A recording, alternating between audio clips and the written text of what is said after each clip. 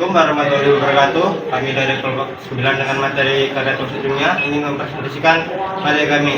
Saya Zulkarnain sebagai moderator dan pemateri pertama. Saya Gita Semara Delantara sebagai pemateri kedua. Saya Nabila Nur Hanifah sebagai pemateri ketiga. Baik, kelompok kami akan mempresentasikan tentang karya tulis ilmiah yang di dalamnya terdapat beberapa poin seperti jenis-jenis karya tulis ilmiah, abstrak dalam karya tulis ilmiah, dan penyintesisan dalam karya tulis ilmiah. Yang pertama, pengertian karya tulis ilmiah adalah sebuah karya tulis yang disajikan secara ilmiah dalam sebuah forum atau media ilmiah. Karakteristik keilmiahan sebuah karya terdapat pada isi, penyajian, dan bahasa yang digunakan. Isi karya ilmiah tentu bersifat keilmuan, yakni rasional, objektif, tidak memihak, dan berbicara padanya. Isi sebuah karya ilmiah harus fokus dan bersifat spesifik pada sebuah bidang keilmuan secara mendalam. Kedalaman karya tentu sangat disesuaikan dengan kemampuan sang ilmuwan. Bahasa yang digunakan juga harus bersifat baku, disesuaikan dengan sistem ejaan yang berlaku di Indonesia. Selanjutnya ada fungsi karya tulis ilmiah. Secara mendasar, fungsi karya ilmiah adalah sebagai sarana komunikasi akademik dalam sebuah bidang kajian keilmuan. Di samping itu, terdapat fungsi dan manfaat yang bersifat pragmatis bagi guru yang menulis karya ilmiah. Hal ini berkait dengan karir dan kepangkatan guru sebagai tenaga profesional. Menurut Suharjono tahun 2006, prestasi kerja guru tersebut sesuai dengan tupoksinya pada dalam bidang kegiatannya. 1. Pendidikan, 2. Proses pembelajaran, 3. Pengembangan profesi, dan yang keempat penunjang proses pembelajaran. Selanjutnya ada jenis-jenis karya tulis ilmiah. Yang pertama, artikel. Artikel ilmiah juga masuk ke dalam kategori karya tulis yang bersifat ilmiah sesuai dengan namanya. Artikel ini sendiri merupakan tulisan yang berisi tentang opini yang penulisnya yang didasarkan pada suatu peristiwa. Yang kedua ada makalah. Makalah sendiri memiliki pengertian sebagai sebuah karya tulis yang isinya mengulas mengenai data di lapangan yang sifatnya empiris. Yang ketiga ada tesis. Tesis merupakan salah satu karya ilmiah yang wajib disusun oleh mahasiswa di program magister atau S2. Sifatnya wajib, karena akan menjadi penentu apakah mahasiswa tersebut akan lulus kuliah atau sebaliknya.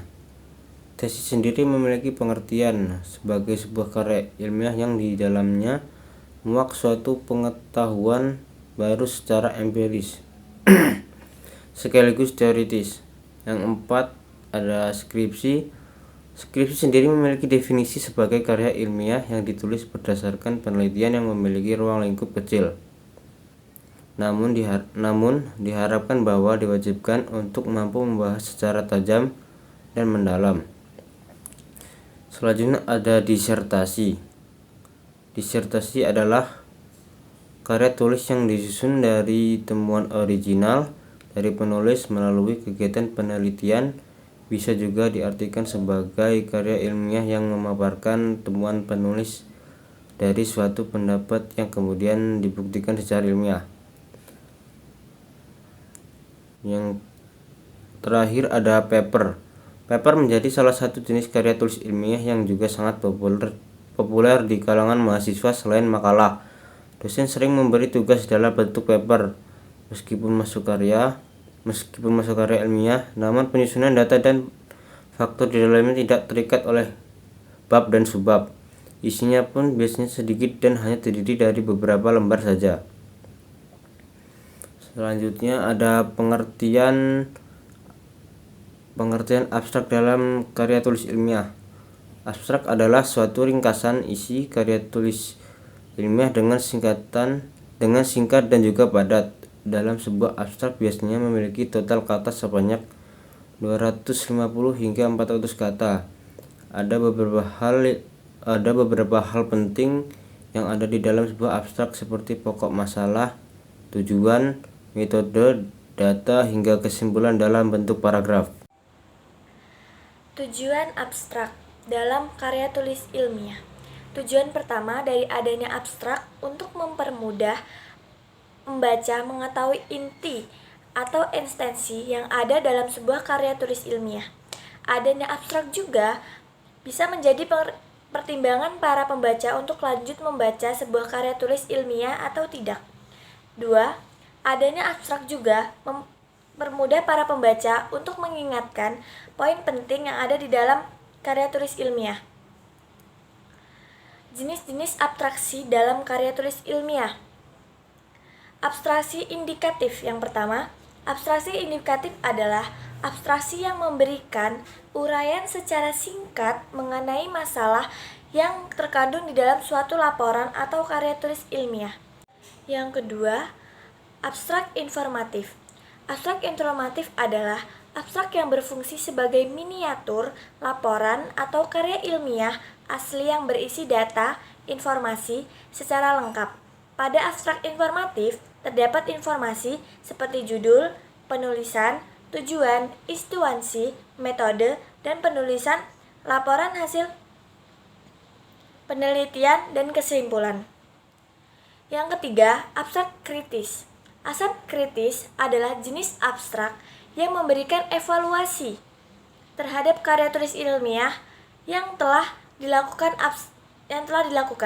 Abstrak jenis ini biasanya digunakan pada karya tulis ilmiah yang membahas tentang hasil penelitian yang konvensional atau memerlukan analisis kritis. Yang keempat, abstrak dekritif. Abstrak dekritif memberikan gambaran singkat mengenai isi karya tulis ilmiah secara dekritif. Abstrak ini jenis tidak memberikan informasi mengenai tujuan, metode, hasil, atau kesimpulan dari penelitian yang telah dilakukan. Struktur penulisan abstrak dalam karya tulis ilmiah. Meski abstrak hanya memiliki jumlah kata yang relatif, namun di dalam abstrak juga terdapat struktur penting. Beberapa struktur yang ada di dalam abstrak sebagai berikut. 1. Informasi umum sebagai penelitian tentang melakukan penelitian yang telah dilakukan. 2. Tujuan penelitian yang telah dilakukan. 3. Alasan dilaksanakan penelitian tersebut. 4. Metode penelitian yang digunakan. 5. Temuan dari adanya penelitian tersebut. Dan terakhir, kata kunci yang terdiri dari 3 kata atau gabungan kata. Pengertian penyintesisan dalam karya tulis ilmiah. Penyintesisan adalah kata yang jadi berasal dari kata sintesis dan mendapatkan konfiksi ke-an. Pusat Bahasa Departemen Pendidikan Nasional 2010 mengidentifikasikan sintesis sebagai panduan, campuran sebagai penelitian atau hal sehingga merupakan kesatuan yang selaras. Menggunakan atau menggabungkan unsur-unsur yang membentuk ujaran menggunakan alat bahasa yang ada. Penyintesisan dapat diartikan sebagai tindakan memadukan berbagai informasi, pendapat, atau bahasa yang disesuaikan dengan topik bahasan yang disusunnya. Sintesis diartikan sebagai komposisi atau kombinasi sebagai atau elemen yang membentuk suatu kesatuan. Selain itu, sintesis juga dapat diartikan sebagai kombinasi konsep yang berlebihan menjadi satu kesatuan konher yang polar induktifnya atau kombinasi alektika dari sintesis analisis untuk memerlukan kebenaran yang lebih tinggi. Penyintesisan dalam karya tulis ilmiah. Penyintesisan sendiri berfungsi untuk menggabungkan dari pernyataan satu kepada pernyataan lain untuk memperoleh kesimpulan yang komprehensif atau teliti. Sedangkan sintesis dalam penulisan karya ilmiah pada dasarnya adalah merangkum intisari pada bacaan yang berasal dari beberapa sumber. Kegiatan ini harus memperhatikan data publikasi atas sumber-sumber yang digunakan. Dalam tulisan laras ilmiah, data publikasi atas sumber-sumber tadi kemudian dimasukkan ke dalam daftar pustaka. Selanjutnya ada beberapa hal yang perlu diperhatikan dalam penyintesisan. Tahap pertama, membaca tulisan orang lain baik yang bersumber dari buku, majalah, surat kabar, tabloid, maupun internet yang bertema dengan topik yang digarapnya. Tahap kedua, mencatat pernyataan, pendapat, dan batasan dari berbagai sumber yang bertema dengan topik bahasan. Tahap ketiga, mengumpulkan berbagai catatan tersebut dalam buku catatan atau ditulis di komputer dengan file tertentu. Tahap keempat, mengelompokkan berbagai informasi tersebut berdasarkan sub-subtopik bahasan. Tahap kelima, mensortir dan mengurutkan berbagai informasi tersebut sesuai dengan peta picker atau kerangka tulisan yang akan disusun. Tahap keenam, menciptakan pengetahuan baru melalui pemandu beberapa bahan bacaan dari berbagai penulisan lainnya dalam bentuk paragraf. Cara menyintesis karya tulis ilmiah. Ada beberapa syarat yang harus diperhatikan oleh penulis dalam membuat sintesis. Di antaranya, yang pertama, penulis harus bersikap objektif dan kritis atas teks yang digunakannya. Kedua, penulis bersikap kritis atas sumber yang dibacanya. Ketiga, sudut pandang penulis harus tajam. Keempat, penulis harus dapat mencari kaitan antara sumber satu dengan sumber lainnya. Dan yang kelima, penulis harus menekankan pada bagian sumber yang diperlukannya. Kesimpulannya, karya tulis ilmiah disebut dengan karangan ilmiah yang disajikan secara fakta dan ditulis menurut metodologi penulisan yang baik dan benar. Karya ilmiah mempunyai beberapa jenis seperti artikel ilmiah, makalah, tesis, skripsi, disertasi, paper, dan kertas kerja. Adapun tujuan dari penulisan karya ilmiah antara lain untuk menyampaikan gagasan, memenuhi tugas dalam studi, untuk mendiskusikan gagasan dalam suatu pertemuan, mengikuti perlombaan, serta untuk menyebarluaskan ilmu pengetahuan atau hasil penelitian. Sekian presentasi dari kami. Kurang lebihnya mohon maaf. Wassalamualaikum warahmatullahi wabarakatuh. Terima kasih.